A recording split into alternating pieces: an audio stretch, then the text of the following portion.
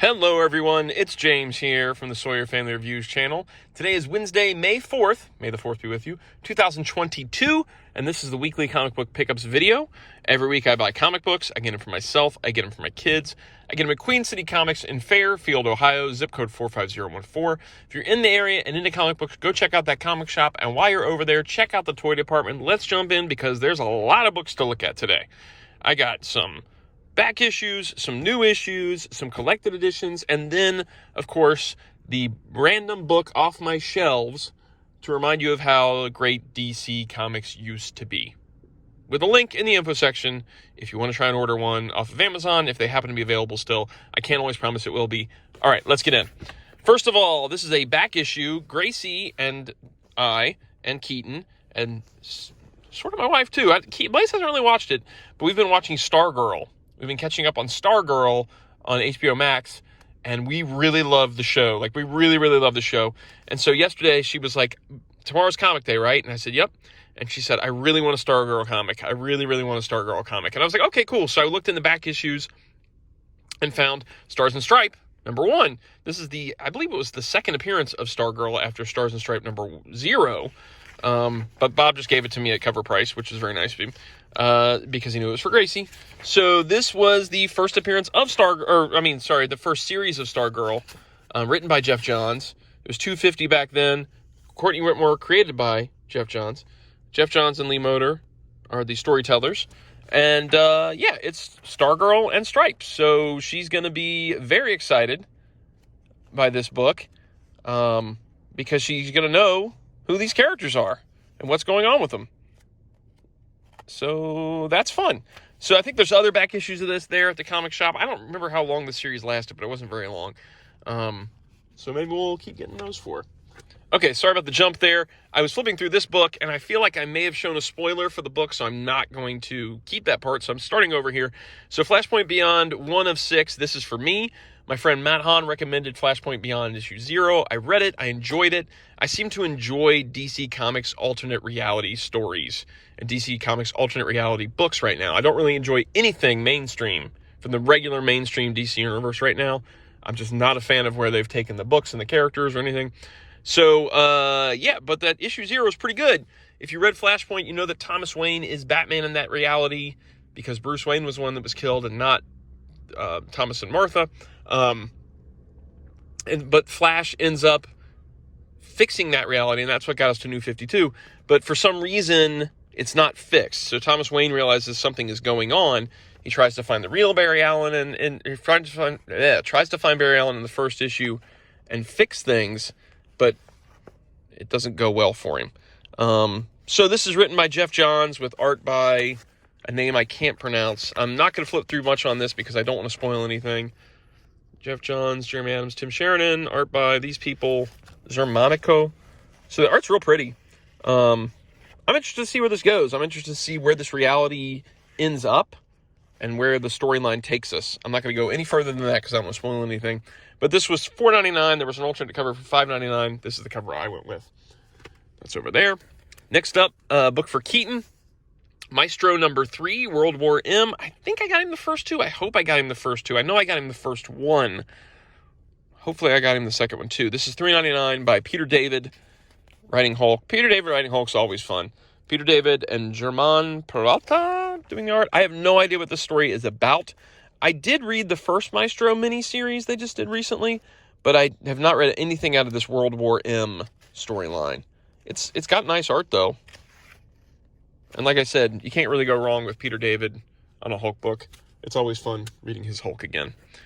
And then this one's for Blaze, Ben Reilly, Spider-Man #4. I think I got him the first 3. Again, this is where I'm like, I can't remember, but I ended up getting Gracie that Stars and Stripe and another book in here, so I felt like I should get the boys each 2 books too. I got him the variant on this because I thought this cover was really sharp by Dan Jurgens. I love Dan Jurgens. $3.99 for this one. And it's all about the Ben Reilly Spider-Man by J.M. DeMattei. J.M. DeMattei writing Spider-Man, same as Peter David writing Hulk, always enjoyable. So, yeah. We got that one. And then we've got a book where all 3 of the boys, me, Keaton, and Blaze, all wanted it. Rocketeer, The Great Race, #2, We went all cover A's this time because I wasn't a big fan of cover B. This is $4.99. I have not actually read the first one yet, but I did enjoy the art. This art by Stephen Mooney, which is a huge step up from that Worlds at War or Rocketeer at War or whatever that last series was. I mean, it looks like just some fun Rocketeer action. I got to get caught up on it, though. Then, a trade paperback. Batman Dark Knight Detective Volume 6 came out today. I've shown you these in these videos before, especially when talking about my DC and the DC I loved. This is Volume 6 of this. I think they're up to Volume 7 on Cape Crusader, maybe, but they're just now hitting Volume 6 on Dark Knight Detective. And so this reprints Detective Comics issues. So we've got Dark Knight Detective Volume 6 collects Detective Comics 622 through 633. And this is getting all of the sort of post-crisis stuff that leads up to Nightfall, I feel like. So all those stories will eventually catch up to where Nightfall is. But this is great stuff here. Peter Milligan, Marv Wolfman, Jim Aparo. Yeah, man. You got some great... Batman was so enjoyable during these years. I loved these early 90s Batman stories. You could just pick up one and just enjoy it.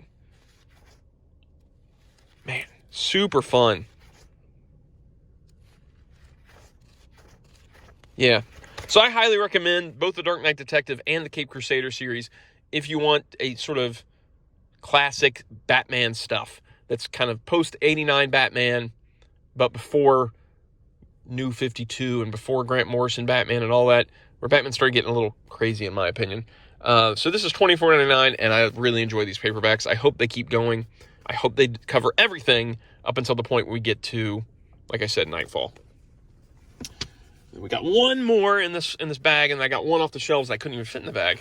So then I grabbed this Marvel Big Book of fun and games. All you need is a pencil. This is a reprint. Let's see. Help your friend. The Ultimate Fun-Filled Activity book is an action-packed adventure for Marvel fans of all ages. This is $14.99. I believe it's just a straight reprint of the old one. I can't remember for sure. Introduction by... In a way, the title is redundancy. Do you know the actual kid enjoy this?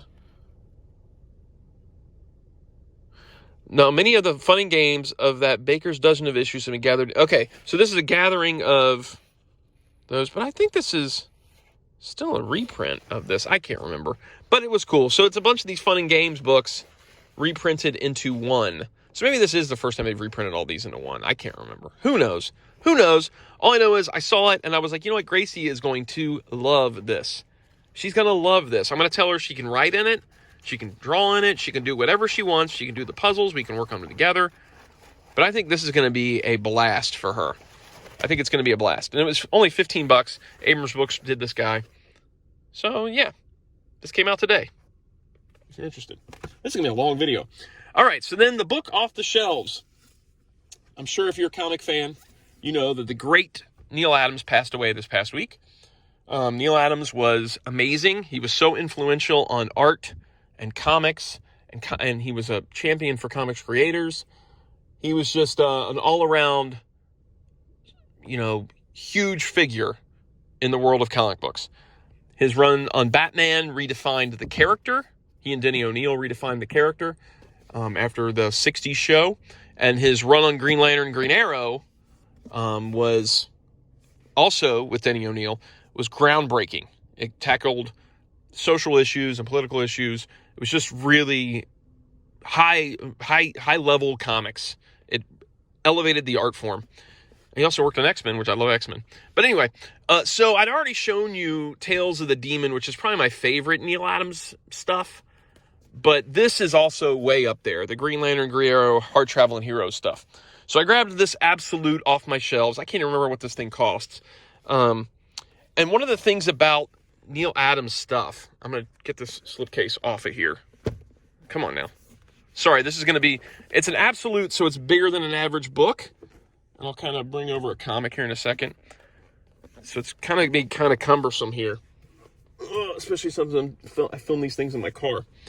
So here's a regular comic sized up to an Absolute. So Absolutes are bigger.